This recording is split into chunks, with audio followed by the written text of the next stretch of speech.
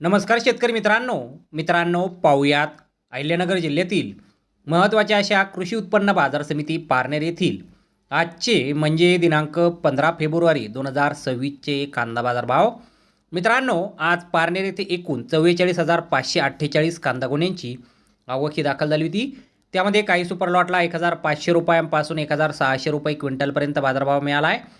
तर एक नंबर क्वालिटीचा कांदा 1,200 रुपयांपासून 1,400 रुपये क्विंटलपर्यंत विकला आहे। दोन नंबर क्वालिटीचे कांदे 900 रुपयांपासून 1,100 रुपये क्विंटलपर्यंत विकलेत। तीन नंबर क्वालिटीच्या कांद्याला 600 रुपयांपासून 800 रुपये क्विंटलपर्यंत भाव मिळाला आहे।